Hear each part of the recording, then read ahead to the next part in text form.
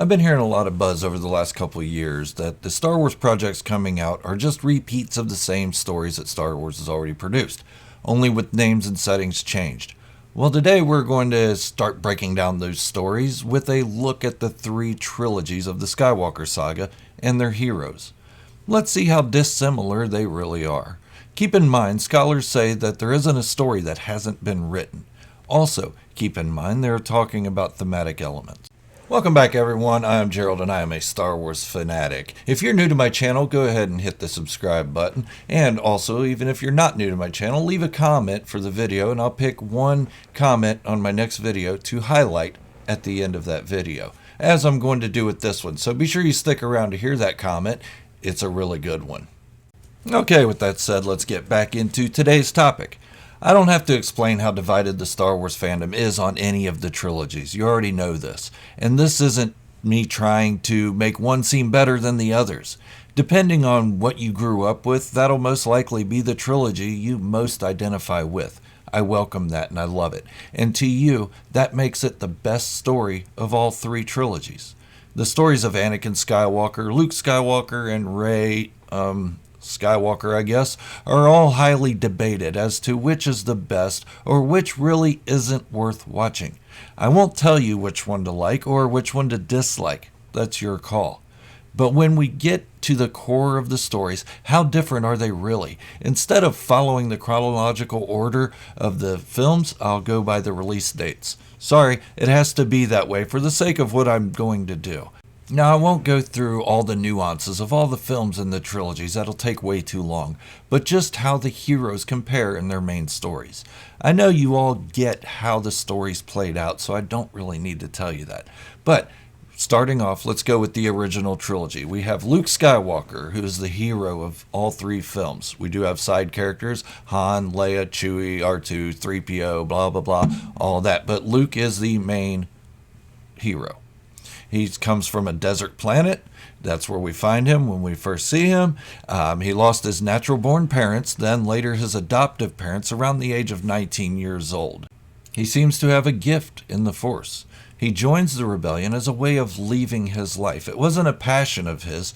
Leaving was. He originally wanted to join the Empire, and you see how quickly Obi-Wan dissuaded him from that and had him join the rebellion. So it wasn't about some cause that Luke Skywalker was believing in. It was because he just wanted to leave that desert planet and go find adventure. He goes through 2 weeks of Jedi training with his first mentor. His mentor is then killed abruptly by his perceived enemy, or becomes one with the Force in this case. Luke Skywalker goes on to destroy the Death Star. In the second act, he fights a Sith, still with only 2 weeks of real training. Does fairly well, and the battle ends in a stalemate when Luke drops down a shaft. Even though it's known that Luke lost this fight, he didn't die. He survived. Okay, so it's obvious this trilogy was not planned out in advance. Otherwise, Luke Skywalker would not have kissed his sister. Don't say it's because George Lucas was trying to see how well the movie did in the box offices first. It was the middle movie. He knew it would succeed, and he left it on a cliffhanger to hype the third film that he knew he was going to make. Alright, so those are a few things. Now let's move on to the prequel trilogy. Anakin Skywalker is our hero. We find him on a desert planet. He seems to have a gift with the Force. He has one natural-born parent, but loses her at around age 19. He joins the Jedi. I wouldn't say it's really against his will, but it wasn't a passion of his to be a Jedi. But he did have a passion to leave Tatooine and see every system of planets. He said as much. He goes through about 2 weeks of mindfulness training when he loses his first mentor to a perceived enemy, the only enemy he could have known at this time. He goes on to destroy a command ship. Looks a lot like a Death Star in its center, doesn't it?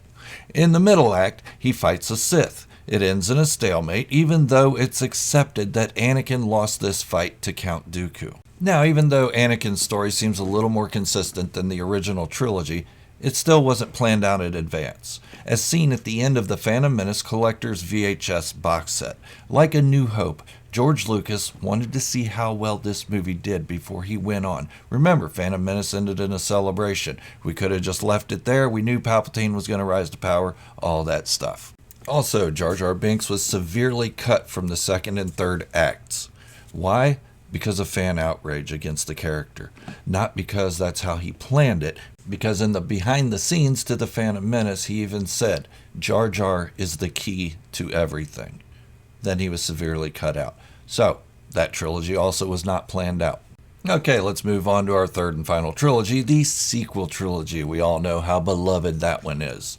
Next on our list is the third and final trilogy, the sequel trilogy. Rey is the hero, even though in the beginning it seems like Finn is actually the hero, but it switches to Rey and she becomes the main protagonist of the story. She's found on a desert planet. Her parents were missing, later to find out that they had been dead all along. After she thought they were nobodies, then found out they were somebodies, that kind of thing. She seems to have a gift with the Force, even from the beginning. Even before she knows what the Force is, she's beating up people with that stick like crazy. She joins in a quest for the Resistance to find Luke Skywalker, but doesn't join the actual Resistance right away. Eventually she does, but at the beginning she's more concerned with getting back to wait for her parents to come back for her.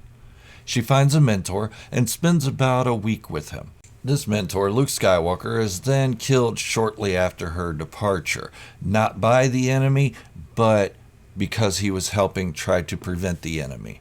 Before that, she did have another mentor who was killed by the perceived enemy in Han Solo. In the first act, she goes toe-to-toe with the Darksider and holds her own pretty well. It ends in a stalemate when the planet cracks between them. Now, most people think that Kylo Ren lost this fight, but any fight you can walk away from, you won. That's just my own theory, though. But she does not destroy any sphere-shaped structure, or really any structure at all. Obviously, this trilogy was not planned out. Nothing as big as kissing a sibling, but there are some inconsistencies. We were led to believe that Finn was going to be this great Jedi. Instead, in the second act, he's sent off to some messenger mission, and then in the third act, his role was cut quite severely. And we're really not sure who he loves or who loves him. I mean, we had Rose that said she loved him. We had him telling everybody pretty much that he loved Rey.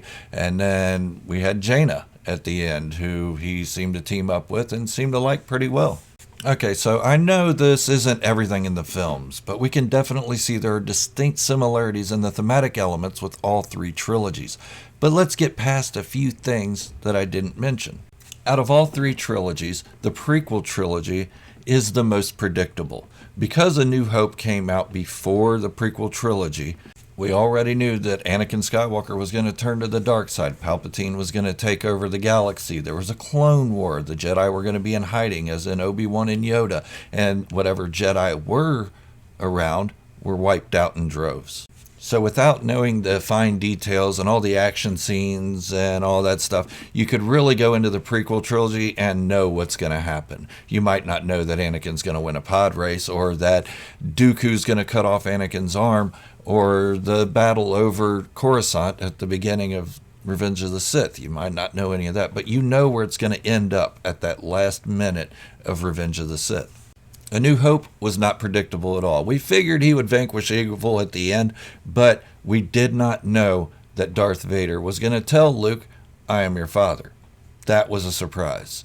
So the whole original trilogy was new, so we didn't have a story base before that, and we didn't know what was going to happen.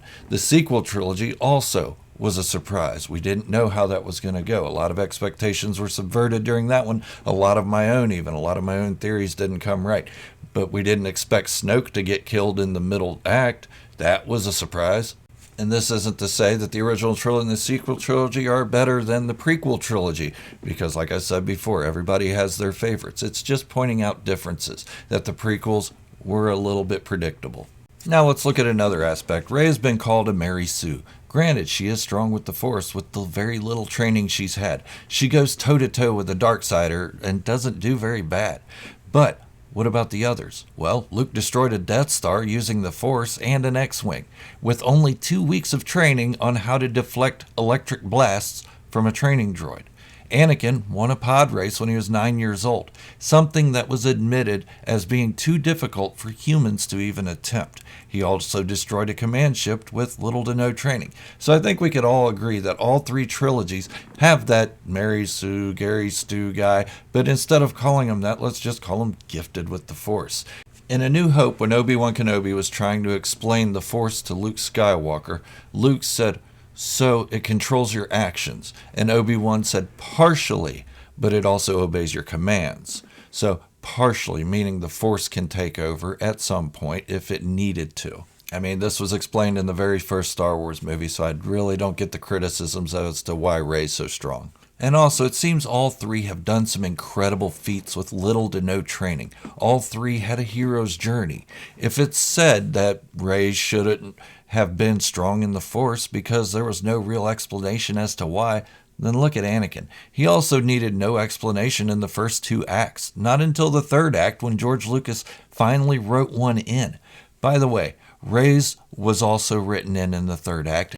The only one that had any explanation from the first act on was really Luke Skywalker, even though Obi-Wan lied about why Luke was strong with the Force. Okay, this isn't about my own narrative as to what I actually like and don't like. This is about factual comparisons. The sequels do get a lot of hate, but so did the prequels. And now that the prequel era kids are grown up, the original trilogy is starting to get a little hate as well, albeit nothing compared to the other two trilogies. Yeah, maybe one day I'll make a video of my likes and dislikes in all three trilogies, but I generally try to keep things positive here. As soon as I say I don't like something, it gets taken out of context that I hate the whole project, and that isn't the case. But leave me a comment below if there is anything that I missed in the similarities of these trilogies, or dissimilar. I love hearing from you, but I will say, if you're overly negative and hateful, I'll probably ignore you. Sorry, I don't have much space in my life for that hate.